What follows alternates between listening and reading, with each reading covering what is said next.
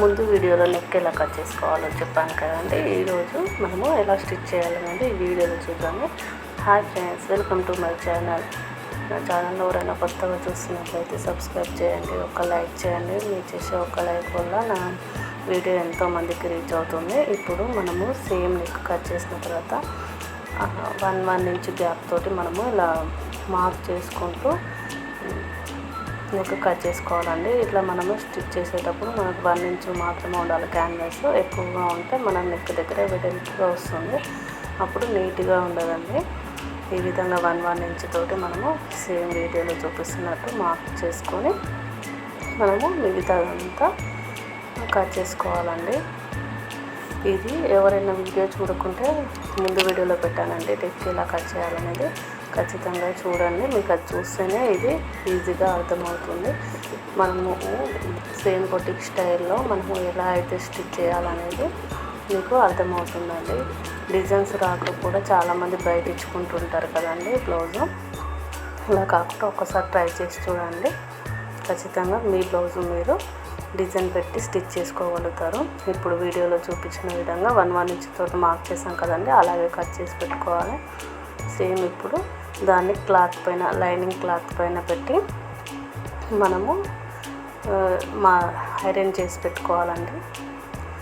అలా ఐరన్ చేసామంటే మనం క్లాత్కి డైరెక్ట్ స్టిచ్ చేయకుండా అతుక్కుపోతుందండి. క్యాన్వాస్ అనేది లైనింగ్కు అతుక్కొని కదలకుండా అలాగే స్టిఫ్గా ఉంటుంది. అప్పుడు మనం స్టిచ్చింగ్ చేసేటప్పుడు ఈజీగా ఉంటుందండి. ఐరన్ బాక్స్ లేని వాళ్ళు పిన్నులు కూడా పెట్టుకోండి. మనం స్టిచ్ చేసామంటే ఆ పిన్నులు తీసేసి స్టిచ్ చేసుకోవచ్చు, కానీ ఐరన్ చేయడం వల్ల కదలకుండా స్టిఫ్గా ఉంటుందండి. ఐరన్ చేసిన తర్వాత చూడండి, ఎక్కువ హీట్ పెట్టుకోకండి. ఎక్కువ హీట్ పెట్టుకోవడం వల్ల కూడా మనకు క్లాత్ పాడయ్యే ఛాయిస్ ఉంటుంది. ఇప్పుడు మెయిన్ ఫ్యాబ్రిక్ తీసుకోవాలండి. మనము బ్యాక్ పార్ట్ కట్ చేసి పెట్టుకున్నాం కదా, మనము బ్యాక్ పార్ట్కి నెక్ కట్ చేయలేదండి. మీరు ముందు వీడియో చూసారంటే తెలుస్తుంది. మనము బ్యాక్ పార్ట్కి నెక్ కట్ చేయలేదు, లైనింగ్ కూడా నెక్ కట్ చేసి పెట్టలేదండి. ఓన్లీ క్యాన్వాస్ పైన మాత్రమే కట్ చేశాను. ఇప్పుడు క్యాన్వాస్ని లైనింగ్ అటాచ్ చేసిన తర్వాత మెయిన్ ఫ్యాబ్రిక్ సీదా పెట్టుకొని క్యాన్వాస్ పైకి వచ్చేలాగా మనము స్టిచ్ చేసుకోవాలండి. ఇప్పుడు పైన స్టిచ్ నేను క్లాత్ కదలకుండా ఉండడం కోసం మాత్రమే స్టిచ్ పెద్దగా పెట్టుకొని వేసుకుంటానండి. మళ్ళీ తర్వాత ఈ స్టిచ్ నేను విప్పదీస్తాను. ఎందుకంటే మనము డైరెక్ట్ నెక్ దగ్గర కాకుండా డిజైన్ స్టిచ్ చేసామంటే మనకు క్లాత్ అటు ఇటు కదులుతుందని నేను ముందుగా ఇలా స్టిచ్చింగ్ చేసి పెట్టుకుంటున్నాను. అప్పుడు మనకు క్లాత్ కదలకుండా నీట్గా ఉంటుందండి. అందుకే ఇలా ముందే స్టిచ్ చేసి పెట్టుకుంటున్నాను. మీరు పాయింట్ టు పాయింట్ చూసుకుంటూ కుట్టారనుకోండి, మీరు ఈజీగా డిజైన్ నేర్చుకుంటారు.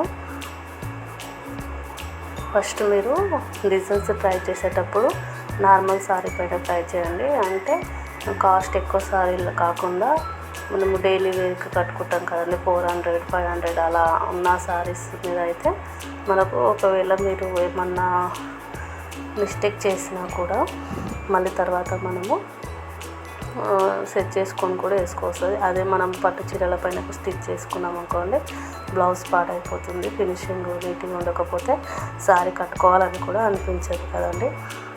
ఇప్పుడు నెక్ డైరెక్ట్ కుట్టేద్దామండి. ఎలా అయితే డిజైన్ ఉందో అలాగే ఒక 1/4 ఇంచు ఖర్చుకు వదిలిపెట్టుకొని మనము మెల్లిగా మూలలు ఎక్కడెక్కడ ఉన్నాయో అక్కడ తిప్పుకుంటూ స్టిచ్ చేసుకోవాలండి. కరెక్ట్ మూల దగ్గరికి వచ్చే వరకల్లా పాదాన్ని లేపి మళ్ళీ అదే 1/4 ఇంచు తోటి మనం స్టిచ్ చేసుకోవాలండి. ఎక్కడ కూడా మనం తొందరపడద్దు. స్టిచ్ ఎలా అయితే వేసామో నెక్ అలాగే వస్తుందండి. అలా కాకుండా మనము మూలల్లో ఉన్న దగ్గర పాదం లేపుకుంటూ క్లాత్ని సరి చేసుకుంటూ నీట్గా ఫినిషింగ్ వచ్చేలాగా మనము స్టిచ్ చేసుకోవాలండి. క్యాన్వాస్ ఎక్కడికి కదలదు కదండి. ఇప్పుడు మనం మెయిన్ ఫ్యాబ్రిక్ని, లైనింగ్ని సమానంగా పెట్టుకొని స్టిచ్ వేసుకోవాలి. వీడియోలో చూపిస్తున్న విధంగా 1/4 ఇంచు గ్యాప్ తోటి మాత్రం ఇలా స్టిచ్ చేసుకుంటూ రావాలండి. నా ఛానల్ ఎవరైనా కొత్తగా చూస్తున్నట్లయితే సబ్స్క్రైబ్ చేయండి ప్లీజ్ అండి, నాకు సపోర్ట్ ఇవ్వండి. మీకు ఇంక ఇలాంటి వీడియోలు కావాలన్నా నాకు కామెంట్ చేయండి. ఖచ్చితంగా నేను మీకు వీడియో తీసి పాయింట్ టు పాయింట్ అర్థమయ్యేలాగా చెప్పమన్నా కూడా నేను చెప్తానండి. ఎవరైనా కొత్తగా చూస్తుంటే ఖచ్చితంగా సబ్స్క్రైబ్ చేసుకోండి ప్లీజ్, ఒక్క లైక్ ఇవ్వండి. ఇప్పుడు ఏ విధంగా అయితే ఉందో అదే విధంగా మనము పావించి గ్యాప్ తోటి నెక్ మొత్తం స్టిచ్ చేసిన తర్వాత పాదాన్ని తీసి బయటికి తీసుకోవాలండి.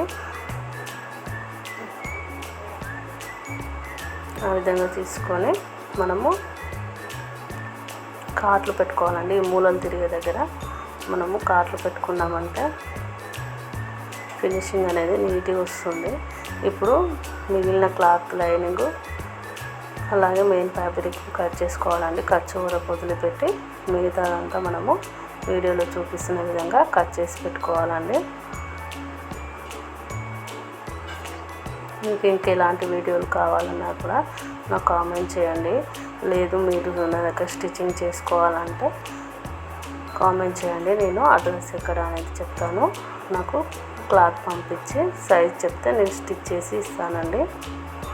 ఇలా మధ్య మధ్యలో కాట్లు పెట్టుకోవాలండి. ఇలా కాట్లు పెట్టేటప్పుడు స్టిచ్చింగ్ పైన పడకూడదండి, క్లాత్కి మాత్రమే పడాలి. అలా పెట్టినప్పుడు ఏమవుతుందంటే మనకు ముడతలు రాకుండా రౌండ్ అనేది నీట్గా తిరుగుతుందండి. ఇలా ఖచ్చితంగా మీరు పెట్టుకోవాలండి. క్లాత్కి ఖచ్చితంగా మీరు కార్లు పెట్టుకున్న తర్వాతనే మనము బ్లౌజ్ అనేది నెక్ అనేది స్టిచ్ చేయొచ్చు. మనము మెయిన్ ఫ్యాబ్రిక్ని క్లాత్ని రివర్స్ చేసుకోవాలండి. మూలల దగ్గర మనము నేల్తోటి ఇట్లా నొక్కుకుంటూ, అది వీడియోలో కవర్ కాలేదండి, సేమ్ మూలల దగ్గర ఇట్లా నేల్తోటి అనుకుంటూ మనము దాన్ని రివర్స్ చేసుకోవాలండి. అలా రివర్స్ చేసుకుంటే మన నెక్ అనేది నీట్గా ఫినిషింగ్ బాగుంటుందండి. ఇప్పుడు చూడండి వీడియోలో ఒక్కసారి అలా మనము రివర్స్ చేస్తే తర్వాత ఒక స్క్రూ డ్రైవర్ తీసుకొని వీడియోలో చూపిస్తున్నట్టు మూలల దగ్గర అలా అన్నామంటే కార్నరు నీట్గా వస్తుంది. ఇలా ఎక్కడెక్కడైతే ఉన్నాయో అక్కడక్కడ మనము స్క్రూ డ్రైవర్ తీసుకొని, లేదా మీ దగ్గర ఏదైనా స్టిక్ లాంటివి ఉన్నా కూడా పెట్టి మనము సెట్ చేసుకుంటే నెక్ అనేది నీట్గా ఫినిషింగ్ తోటి ఉంటుందండి. ఇప్పుడు చూడండి మధ్య మధ్యలో హెయిర్ తోటి ఇలా అన్నారంటే స్టిచ్ అనేది గిర్రగా పట్టేసినట్టు కాకుండా నీట్గా ఉంటుందండి. అక్కడ అలా అనేసి మనము డైరెక్ట్ స్టిచ్ చేసుకోవాలండి. ఒకసారి చూడండి. ఇప్పుడు ఆ పైన ఉన్న క్లాత్ మళ్ళీ నెక్ దగ్గర స్టిచ్ చేసుకొని మనము నెక్కు ఎలా అయితే ఉందో అలాగ కార్నర్ దగ్గర నుంచి స్టిచ్ చేసుకొని పెట్టుకోవాలండి. మీకు డ్రెస్ స్టిచ్చింగ్ కావాలంటే ఏ మోడల్ కటింగ్ కావాలనేది నాకు చెప్పండి, నేను నెక్స్ట్ వీడియోలో అది చేస్తానండి. నేను సారీతోటి డ్రెస్ స్టిచ్ చేసుకోవాలనుకుంటున్నానండి. అది ఎలాంటి మోడల్ కావాలనేది చెప్తే నేను ఖచ్చితంగా అదే మోడల్ తోటి మీకు కటింగ్ స్టిచ్చింగ్ బిగినర్స్కి అర్థమయ్యేలాగా పాయింట్ టు పాయింట్ చెప్పుకుంటూ నేను వీడియో తీస్తానండి. ఎవరికైనా కావాలని ఉంటే ఇంట్రెస్ట్ ఉంటే కామెంట్ చేయండి, ఖచ్చితంగా నేను మీకు అర్థమయ్యేలాగా చెప్తాను. ఇప్పుడు మనం నెక్కు స్టిచ్ చేయడం కోసం క్రాస్ క్లాత్ తీసుకుంటున్నానండి. అది నెక్ కట్ చేయడం వల్ల మనకు నీట్గా ఉంటుందండి.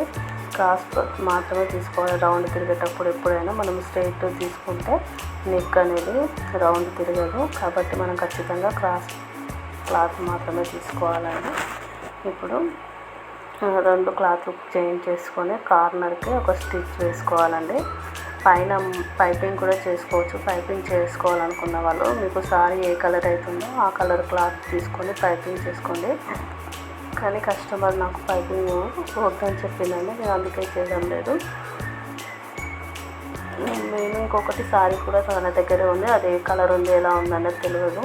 నేను గోల్డ్ కలర్ వేస్తానని చెప్పాను, కానీ తను వద్దన్నదండి, నార్మల్గా స్టిచ్ చేయండి, పైపింగ్ వద్దక్క అని చెప్పింది. అందుకే నేను నార్మల్గా స్టిచ్ చేస్తున్నానండి. ఇప్పుడు కార్నర్ స్టిచ్ చేసిన తర్వాత క్లాత్కి నెక్ పైన పెట్టి పావించు గ్యాప్ తోటి వీడియోలో ఏ విధంగా అయితే స్టిచ్ చేస్తున్నానో అదే విధంగా నార్మల్ బ్లౌజ్కి మనం నెక్ ఎలా అయితే ఇస్తామో అలాగే అండి, సేమ్ అలాగే పావించి ఖర్చుతోటి మనం పెట్టుకొని నెక్ చుట్టూరా స్టిచ్ చేసుకుంటూ రావాలి. ఇప్పుడు మిగిలిన క్లాత్ని కట్ చేసుకొని దీనికి కూడా అక్కడక్కడ కాట్లు పెట్టుకొని రౌండ్ తిరగడం కోసం కాట్లు పెట్టేసి మనము సేమ్ ఖర్చు కనపడకుండా క్లాత్ని పెట్టుకొని మలిచి కుట్టుకోవాలండి. ఖర్చు ఎక్కడ వరకు అవుతుందో పావించి ఖర్చు మాత్రమే ఉండాలండి. ఒక దగ్గర ఎక్కువ ఒక దగ్గర తక్కువ ఉంటే మనం నెక్ చూడడానికి నీట్గా ఉండదండి. ఇప్పుడు ఆ ఖర్చు సెట్ అయ్యేలాగా సేమ్ మలుచుకుంటూ పావించి గ్యాప్ తోటి మనము స్టిచ్ వేసుకుంటూ రావాలి. ఇలా స్టిచ్ వేసుకుంటూ వచ్చిన తర్వాత మిగిలిన క్లాత్ని మనము ఎంతవరకు అయితే కావాలో అంతవరకు ఉంచుకొని కట్ చేసుకోవాలండి. అలా కట్ చేసుకుంటే మనకు బ్లౌజ్ అనేది నీట్గా ఉంటుందండి. ఇలా మిగిలిన క్లాత్ మొత్తం మెయిన్ ఫ్యాబ్రిక్కి ఏ మాత్రం టచ్ కాకుండా ఓన్లీ నెక్కు తీసుకున్న క్రాస్ పట్టిని మాత్రమే కట్ చేసుకోవాలండి. ఇప్పుడు ఆ పావించు మలిచి కుట్టాం కదండి, దాన్ని లోపలికి మలుచుకొని మనము ఎమ్మింగ్ చేసుకునే విధంగా స్టిచ్ వేసుకోవాలి. ఎమ్మింగ్ చేసిన తర్వాత మనము పైన వేసుకున్న కుట్టు విప్పదీసుకోవాలండి. అందుకే మీరు చిన్న కుట్టు కాకుండా కొంచెం పెద్ద కుట్టు పెట్టుకొని స్టిచ్ వేసుకున్నారంటే ఎమ్మింగ్ చేయగానే ఆ స్టిచ్ విప్పేశారంటే బ్లౌజ్ నీట్గా ఉంటుందండి.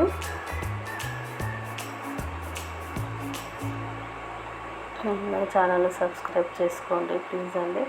ఇప్పుడు చూడండి, ఒక్కసారి మిగిలిన నెక్కును కూడా మనము అలాగే ఎక్కడ ముడత లేకుండా నీట్గా పెట్టుకుంటూ మనము కార్నర్కి స్టిచ్ వేసుకోవాలండి. కార్నర్కి కాకుండా మధ్యలో వేసామంటే లైనింగ్ క్లాత్ నెక్ వైపు కనిపిస్తుంది.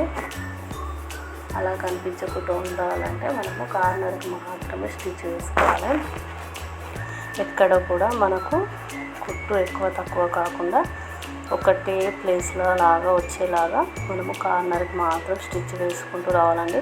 ఇలా స్టిచ్ వేసేటప్పుడు కొంచెం క్లాత్ ముడత రావడం అలాంటివి అవుతుందండి. అలా కాకుండా మనము ఫింగర్స్ తోటి నీట్గా అనుకుంటూ మనము స్టిచ్ వేసుకుంటూ రావాలి. ఎక్కడెక్కడ అయితే మూలలు ఉన్నాయో అక్కడ పాదాన్ని ఎత్తి స్టిచ్ వేసి మళ్ళీ పాదాన్ని దించుకొని స్టిచ్ వేసుకుంటూ రావాలండి. అలా చేస్తే మనకు బ్లౌజ్ నీట్ ఫినిషింగ్ తోటి ఉంటుంది. దీనికి ఇంకా పైపింగ్ వేస్తే చాలా లుక్ ఉంటుందండి ఈ డిజైన్కి, కానీ నేను పైపింగ్ వేయడం లేదు. మీరు మాత్రం ఖచ్చితంగా వేసుకోండి. ఒకవేళ పైపింగ్ ఎలా వేయాలి అని డౌట్ ఉంటే కూడా నాకు కామెంట్ చేయండి. వేరే బ్లౌజ్ పైన పైపింగ్ ఎలా వేయాలనేది నేను వీడియో తీసి చెప్తానండి. మీకు పాయింట్ టు పాయింట్ అర్థమయ్యేలాగా చెప్తానండి. చూడండి ఒక్కసారి నెక్ ఎంత నీట్గా ఉందో. ఇప్పుడు ఇక్కడ అక్కడక్కడ కొంచెం ముడతలాగా అనిపిస్తుంది కదండి, ఆ బ్లౌజ్ని మనం ఇలా టచ్ చేసేసరికి అలా అయింది. ఇప్పుడు ఐరన్ బాక్స్ తీసుకొని ఒక్కసారి ఇలా అన్నామంటే నీట్గా ఉంటుందండి. ఎలాంటి ముడతలు లేకుండా బ్లౌజ్ అనేది నీట్ ఫినిషింగ్ తోటి ఉంటుంది. లైట్గా అనాలండి ఎప్పుడైనా సరే. మీరు ఐరన్ బాక్స్ వేడి ఎక్కువ పెట్టి అనకూడదండి. ఇప్పుడు నడుము పట్టు వేసుకోవాలండి. చూడండి వీడియోలో చూపిస్తున్నాను. నేను నడుము పట్టు వేయడం అందరికి తెలుసు కాబట్టి వీడియోలో పెట్టలేదండి. మీరు టక్స్ వేసుకొని డైరెక్ట్ నడుము పట్టు వేసుకుంటే బ్లౌజ్ రెడీ అయిపోతుందండి. బ్యాక్ పార్ట్ రెడీ అవుతుంది. చూడండి ఎంత బాగుందో. అక్కడక్కడ ఆ కార్నర్స్ దగ్గర మనం ఏమన్నా స్టోన్స్ కానీ లేదా ఏమన్నా పూసలు కానీ వేసుకున్నామంటే నీట్గా